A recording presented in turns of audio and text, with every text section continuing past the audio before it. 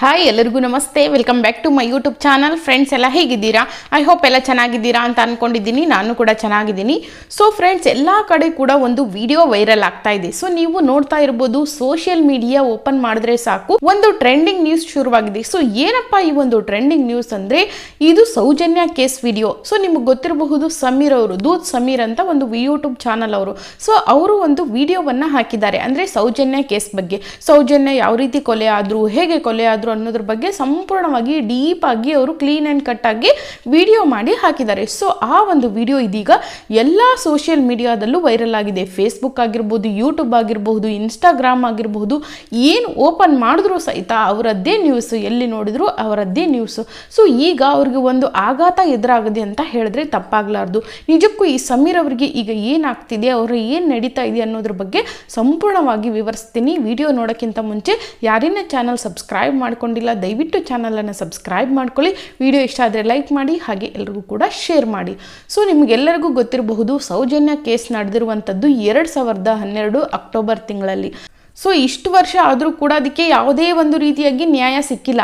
So ಆ ನ್ಯಾಯ ಸಿಗದೆ ಇರೋ ಕಾರಣ ಸೌಜನ್ಯ ಕೇಸ್ ಬಗ್ಗೆ ಡೀಪಾಗಿ ಅವರು ಕ್ಲೀನಾಗಿ ರಿಸರ್ಚ್ ಮಾಡಿ ತಮಗೆ ತಿಳಿದಿರುವಂತಹ ಮಟ್ಟಿಗೆ ಜನರಿಗೆ ಹೇಗೆ ಅರ್ಥ ಮಾಡಿಸ್ಬೇಕು ಅನ್ನೋದ್ರ ಬಗ್ಗೆ ಚೆನ್ನಾಗಿ ನೀಟಾಗಿ ಎಕ್ಸ್ಪ್ಲನೇಷನ್ ಕೊಟ್ಟು ವಿತ್ ವಿಡಿಯೋ ಪ್ರೂಫ್ ಎಲ್ಲವೂ ಕೂಡ ಅವರು ನೀಟಾಗಿ ಪ್ರೆಸೆಂಟೇಷನನ್ನು ಮಾಡಿದ್ದಾರೆ. ಸೊ ಕನ್ನಡ ಯೂಟ್ಯೂಬಲ್ಲಿ ಟಾಪ್ ಕ್ರಿಯೇಟರ್ ಅಂತ ಹೇಳ್ಬೋದು ಈಗಿನ ಒಂದು ಸಿಚುವೇಷನ್ನಲ್ಲಿ ಅವರು.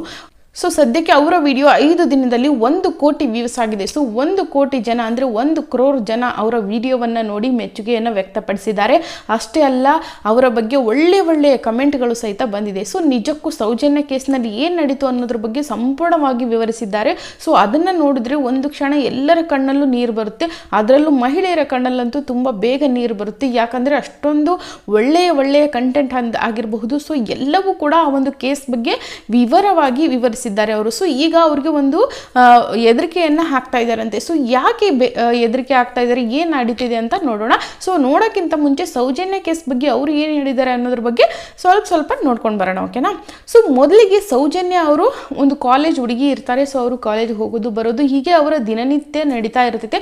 ಒಂದು ದಿನ ಅಲ್ಲಿ ಒಂದು ಹಬ್ಬ ನಡೀತಾ ಇರ್ತೈತೆ ಅವ್ರ ಊರಲ್ಲಿ, ಅಕ್ಕಿ ಬೇಲೆ ಅಂತ. ಸೊ ಏನೋ ಒಂದು ಅವರ ಆಚಾರ ವಿಚಾರ ತಕ್ಕಂಗೆ ಒಂದು ಹಬ್ಬ ನಡೀತಾ ಇರುತ್ತಂತೆ. ಸೊ ಧರ್ಮಸ್ಥಳದ ಆಚಾರ ವಿಚಾರ ತಕ್ಕಂಗೆ ಅಲ್ಲಿ ಒಂದು ಹಬ್ಬ ನಡೀತಾ ಇರುತ್ತೆ. ಸೊ ಅವತ್ತಿನ ದಿನ ಅವರ ಅಮ್ಮ ತಿಂಡಿ ಮಾಡೋಕ್ಕೆ ಲೇಟ್ ಆಗುತ್ತೆ ಅಂತ ಹೇಳಿ ಆ ಹುಡುಗಿ ಏನು ಮಾಡ್ತಾಳೆ, ಹಾಗೆ ಉಪವಾಸನೆ ಹೋಗ್ಬಿಡ್ತಾಳೆ ಒಂದು ಕಾಲೇಜ್ಗೆ. ಹೋದಾಗ ಏನಾಗುತ್ತೆ ಅಂದರೆ ಅಲ್ಲಿ ಅವರ ಒಂದು ಕೋಆರ್ಡ್ಸ್ ಅಂದರೆ ಸೊ ಅಲ್ಲಿ ಅವರ ಗೆಳತಿ ಅಂದರೆ ಆ ಹುಡುಗಿ ಗೆಳತಿ, ಸೌಜನ್ಯ ಗೆಳತಿ, ನಂದರಲ್ಲೇ ಶೇರ್ ಮಾಡ್ಕೊ ತಿನ್ನು ಅಂತ ಹೇಳ್ತಾಳೆ. ಸೊ ಅವಳು ಬೇಡ, ನಾನು ಮನೆಗೆ ಹೋಗಿ ತಿಂತೀನಿ, ಅಕ್ಕಿ ಪಾಯಸ ಎಲ್ಲ ಮಾಡಿರ್ತಾರೆ, ಇವತ್ತು ಹಬ್ಬ ಅಂತ ಹೇಳ್ತಾಳೆ. ಸೊ ಅವಳು 4 ಗಂಟೆ 5 ಗಂಟೆಗೆ ಸುಮಾರು ಬಸ್ ಸ್ಟಾಪಲ್ಲಿ ಫ್ರೆಂಡ್ಸ್ಗೆಲ್ಲ ಬಾಯ್ ಮಾಡಿ ಮನೆಗೆ ಹೋಗ್ತಿರ್ತಾಳೆ. ಸೊ ಅಲ್ಲಿ ಏನಾಗುತ್ತೆ ಅಂತ ಅಂದರೆ, ಹೋಗ್ತಾ ದಾರಿಲಿ ಒಬ್ಬ ಸೆಕ್ಯೂರಿಟಿ ಕೂಡ ನೋಡ್ತಾನಂತೆ ಒಂದು ಆಸ್ಪತ್ರೆ ಮುಂದೆ. ಸೊ ಅದೇ ರೀತಿ ಮುಂದೆ ಹೋಗ್ತಾ ಏನಾಗುತ್ತೆ ಅಂತಂದರೆ ಅಲ್ಲಿ ಅವ್ರ ಮಾವ ಸಹಿತ ಅವಳನ್ನ ಮಾತಾಡಿಸಿ ಕಳಿಸ್ತಾನಂತೆ. ಸೊ ಅಲ್ಲಿ ಹೋಗಿ ನೆಕ್ಸ್ಟ್ ಇನ್ನೂ 10 ನಿಮಿಷ ಇರುತ್ತೆ ಅಷ್ಟೇ ಅವರ ಮನೆಗೂ ಆ ಹುಡುಗಿ ಕಿಡ್ನ್ಯಾಪ್ ಆಗಿರುವ ಜಾಗಕ್ಕೂ, ಕೇವಲ 10 ನಿಮಿಷ. ಸೊ ಆ 10 ನಿಮಿಷ ಹೋಗುವ ದಾರಿಯಲ್ಲಿ ಅವಳನ್ನ ಯಾರೋ ಕಿಡ್ನ್ಯಾಪ್ ಮಾಡಿಬಿಡ್ತಾರೆ. ಸೊ ಕಿಡ್ನ್ಯಾಪ್ ಮಾಡಿ ಹೇಗೆ ಅವಳನ್ನ ಕ್ರೂರವಾಗಿ ಕೊಂದಿದ್ದಾರೆ ಅಂದರೆ, ಅವಳ ಒಂದು ಪ್ರೈವೇಟ್ ಪಾರ್ಟ್ಸ್ಗೆ 5 ಇಂಚು ಒಳಗಡೆ ಮಣ್ಣನ್ನು ತುಂಬಿದಾರಂತೆ. ಸೊ ಯಾಕೆ ಮಣ್ಣನ್ನು ತುಂಬಿದ್ದಾರೆ ಅಂತ ಅಂದರೆ, ಅವರು ಮಾಡಿರುವಂಥ ಕೃತ್ಯ ಪೊಲೀಸರಿಗೆ ಸಾಕ್ಷಿ ಸಿಗಬಾರ್ದು ಅಂತ. ಸೊ ನಿಮಗೆಲ್ಲ ಗೊತ್ತಿರ್ಬೋದು, ಪೊಲೀಸರವರು ಇಂಚಾಗಿ ಕೂಡ ಅವರು ಸಾಕ್ಷಿಗಳನ್ನು ಹುಡುಕ್ತಾ ಇರ್ತಾರೆ. ಸೊ ಅದೇ ರೀತಿ ಆ ಒಂದು ಆರೋಪಿಗಳು ಏನು ಮಾಡಿದ್ದಾರೆ ಅಂದರೆ, ಆ ಒಂದು ಹುಡುಗಿಯ ಒಂದು ಸಾಕ್ಷಿ ಯಾವುದೇ ರೀತಿಯಾಗಿ ಅವರ ವಿರುದ್ಧ ಸಾಕ್ಷಿ ಸಿಗಬಾರ್ದು ಅಂತ ಹೇಳಿ ಅವಳ ಒಂದು ಪ್ರೈವೇಟ್ ಪಾರ್ಟ್ಸ್ಗೆ ಯೋನಿ ಅಂದರೆ ಅವಳ ಒಂದು ಪ್ರೈವೇಟ್ ಪಾರ್ಟ್ಗೆ 5 ಇಂಚು ಮಣ್ಣನ್ನು ತುಂಬಿ ಅವಳ ವಿಕಾರವಾಗಿ ತಿನ್ನೋ ಥರ, ಹದ್ದುಗಳು ತಿನ್ನೋ ಥರ ತಿಂದು ಅವಳ ಕತ್ತಲ್ಲಿರುವಂತಹ ಒಂದು ಏನದು ಕಾಲೇಜ್ಗೆ ಹಾಕೊಂಡು ಹೋಗ್ತಾರಲ್ವ ID ಕಾರ್ಡ್. ಸೊ ಆ ID ಕಾರ್ಡಿಂದನೇ ಅವಳ ಕತ್ತನ್ನು ಬಿಗಿದು ಅವಳ 2 ಕೈಗಳನ್ನು ಸೊ ಹೇಳೋಕ್ಕೆ ನನಗೊಂಥರ ಆಗ್ತಾಯಿದೆ. ಸೊ ಏನು ಮಾಡ್ತಾರೆ ಅಂದರೆ, ಸಾರಿ ಯಾಕೋ ಇದಾಗ್ತಾಯಿದೆ. ಸೊ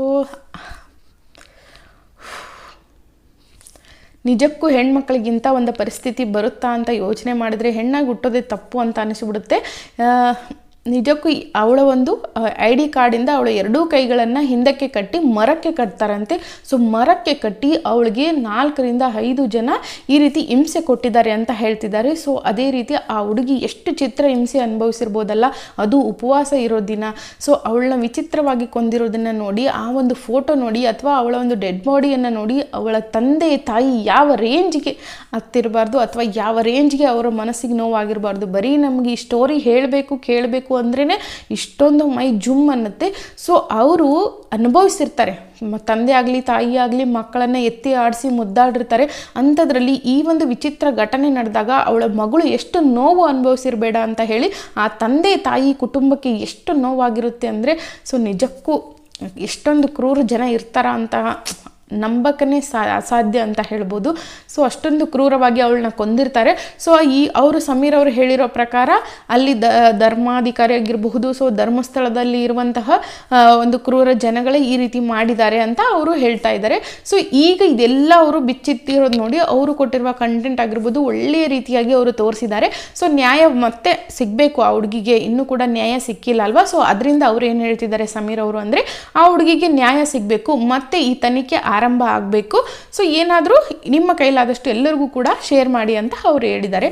ಸೊ ಅದೇ ರೀತಿ ಅದು ಓಡಿರುವ ಅಂದರೆ, ಸೊ ಅವರ ವಿಡಿಯೋ ವೈರಲ್ ಆಗ್ತಿದ್ದಂತೆ ಕೆಲವೊಂದಿಷ್ಟು ಇರ್ತಾರಲ್ವ ಕಿಡಿಗೇಡಿಗಳು, ಒಳ್ಳೆ ಕಂಟೆಂಟ್ ಕೊಡ್ತಾ ಇದ್ರೆ ಅಥವಾ ಒಳ್ಳೆ ನ್ಯಾಯ ಸಿಗ್ತಾ ಇದ್ರೆ ಸೊ ಏನು ಮಾಡಿಬಿಡ್ತಾರೆ, ಲೀಕ್ ಮಾಡಿಬಿಡ್ತಾರೆ. ಸೊ ಅದೇ ರೀತಿ ಈಗ ಸಮೀರ್ ಅವ್ರಿಗೆ ಕೊಲೆ ಬೆದರಿಕೆಯನ್ನು ಹಾಕ್ತಾ ಇದ್ದಾರಂತೆ. ಸೊ ಯಾಕಪ್ಪ ಕೊಲೆ ಬೆದರಿಕೆ ಆಗ್ತಾ ಇದ್ದಾರೆ ಅಂದರೆ, ಸೊ ನಿಮಗೆಲ್ಲ ಗೊತ್ತಿರ್ಬೋದು, ಸತ್ಯ ಬೇಕು ಹೊರಗಡೆ ತೆಗಿಬೇಕು ಅಂದರೆ ಹೋರಾಟ ಇದ್ದೇ ಇರುತ್ತೆ. ಸೊ ಅದೇ ರೀತಿ ಈಗ ಸತ್ಯವನ್ನು ಮುಚ್ಚಾಕ್ಲಿಕ್ಕೆ ಅವರು ಇದೊಂದು ಮಾರ್ಗ ಹಿಡಿದಿದ್ದಾರೆ ಅಥವಾ ಅವರ ಅಸ್ತ್ರ ಅಂತಲೇ ಹೇಳ್ಬೋದು. ಸೊ ಈಗ ಸಮೀರ್ ಅವರ ಫೋನ್ ನಂಬರ್ ಆಗಿರಲಿ, ಅವ್ರ ಮನೆ ಅಡ್ರೆಸ್ ಆಗಿರಲಿ, ಸೊ ಎಲ್ಲ ಲೀಕ್ ಆಗಿ ಅವ್ರಿಗೆ ಕಾಲ್ಗಳಾಗಿರ್ಬೋದು, ಮೆಸೇಜ್ಗಳಾಗಿರಬಹುದು, ಫೋನ್ಗಳಾಗಿರ್ಬೋದು ತುಂಬಾ ಬರ್ತಾ ಇದೆಯಂತೆ. ಸೊ ಅದೇ ರೀತಿ ಕೊಲೆ ಬೆದರಿಕೆ ಆಗ್ತಾ ಇದ್ದಾರಂತೆ. ಸೊ ಯಾಕ್ರೆ ಈ ರೀತಿ ಮಾಡಬೇಕು ಅಲ್ವಾ? ನಮ್ಮೆಲ್ಲರ ಪ್ರಕಾರ ಎಲ್ಲ ಹೆಣ್ಮಕ್ಳು, ಇಡೀ ದೇಶದಲ್ಲಿರುವಂಥ ಹೆಣ್ಮಕ್ಳು ನಿಂತ್ಕೊಂಡ್ರೆ, ಕೈ ಎತ್ತಿ ಅಂದರೆ ಒಂದು ರೋಡಿಗೆ ನಿಂತ್ಕೊಂಡ್ರೆ ಈ ಗಂಡು ಮಕ್ಕಳ ಕತೆ ಅಷ್ಟೇ ಅಲ್ವಾ. ಸೊ ಆ ಆರೋಪಿಗಳು ಎಲ್ಲೇ ಇರಲಿ, ಅವ್ರಿಗೆ ಒಂದಲ್ಲ ಒಂದು ರೀತಿಯಾಗಿ ಅವ್ರಿಗೂ ಪಶ್ಚಾತ್ತಾಪ ನೋಡಿದವ್ರಿಗೆ ಅನಿಸ್ತಾ ಇರುತ್ತೆ, ಯಾಕಪ್ಪ ಈ ಕೆಲಸ ಮಾಡಿದೆ ಅಂತ ಅವ್ರಿಗೂ ಕೂಡ ಅನಿಸ್ತಾ ಇರುತ್ತೆ. ಯಾಕಂದರೆ ಅವ್ರನ್ನೂ ಎತ್ತಿರೋಳು ಒಬ್ಳು ತಾಯಿ, ಅವ್ರ ಮನೇಲಿ ಇರ್ತಾರೆ ಅಕ್ಕ ತಂಗಿರು. ಸೊ ಈ ರೀತಿ ಕೃತ್ಯ ಮಾಡಿರೋ ಅವ್ರಿಗೂ ತಪ್ಪು ಅನಿಸಿರ್ತೈತೆ, ಬಟ್ ಅದು ವಿಧಿ ಆಟ ನಡೆದ್ಬಿಟ್ಟಿರುತ್ತೆ. ಸೊ ಏನು ಮಾಡೋಕ್ಕಾಗಲ್ಲ.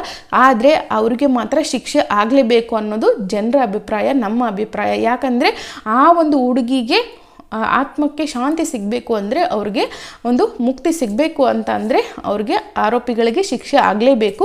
ಅದೇ ರೀತಿ ಸಮೀರ್ ಅವ್ರಿಗೂ ಕೂಡ ನೀವು ಎಲ್ಲರೂ ಕೂಡ ಅವ್ರಿಗೆ ಹೆಲ್ಪ್ ಮಾಡಿ, ಹಾಗೆ ಅವ್ರಿಗೆ ಯಾವುದೇ ರೀತಿಯಾಗಿ ತೊಂದರೆ ಆಗದೆ ಇರೋ ಥರ ಎಲ್ಲ ಕ್ರಿಯೇಟರ್ಸು ಕೂಡ ಅವ್ರಿಗೆ ಅಂದರೆ ಸಪೋರ್ಟ್ ಮಾಡಿ ಅಂತ ಹೇಳ್ತೀನಿ, ಓಕೆನಾ. ಸೊ ಅದೇ ರೀತಿ ಆದಷ್ಟು ಈ ವಿಡಿಯೋಗಳನ್ನು ಶೇರ್ ಮಾಡಿ ಅವ್ರಿಗೂ ಕೂಡ ತಲುಪಿಸಿ, ಹಾಗೆ ಅವ್ರಿಗೂ ಕೂಡ ಹೆಲ್ಪ್ ಆಗುತ್ತೆ. ಸೊ ಅದೇ ರೀತಿ ಮತ್ತೆ ತನಿಖೆ ಶುರುವಾಗಬೇಕು, ಸೌಜನ್ಯ ಕೇಸಿಗೆ ಹೊಸದಾಗಿ ತಿರುವನ್ನು ಪಡೆದುಕೊಳ್ಬೇಕು. ಸೊ ಅದೇ ರೀತಿ ಎಲ್ರಿಗೂ ಕೂಡ ಒಂದು ಕ್ವಶನ್ ಇತ್ತು, ಏನಪ್ಪ ಅಂದರೆ ಧರ್ಮಸ್ಥಳ ಒಂದು ಕ್ಷೇತ್ರ ಇರುವಂಥದ್ದು, ಆ ಒಂದು ದೇವಸ್ಥಾನ ಹಿಂದೂ ಧರ್ಮದ ಅಥವಾ ಬೇರೆ ಧರ್ಮದ ಅನ್ನೋದು. ಸೊ ಸಮೀರ್ ಅವರ ವಿಡಿಯೋ ಪ್ರಕಾರ ಅದು ಹಿಂದೂ ಧರ್ಮದ ಅಲ್ಲ, ಜೈನ ಧರ್ಮಕ್ಕೆ ಸೇರಿರುವಂಥದ್ದು, ಜೈನ ಕುಟುಂಬಕ್ಕೆ ಸೇರಿರುವಂಥ ಒಂದು ದೇವಾಲಯ ಅಂತ ಅವರು ಹೇಳ್ತಿದ್ದಾರೆ. ಸೊ ಅವರ ರಿಸರ್ಚ್ ಪ್ರಕಾರ. ಸೊ ಇದು ಎಷ್ಟರ ಮಟ್ಟಿಗೆ ಸರಿನೋ ತಪ್ಪೋ ನನಗೂ ಗೊತ್ತಿಲ್ಲ.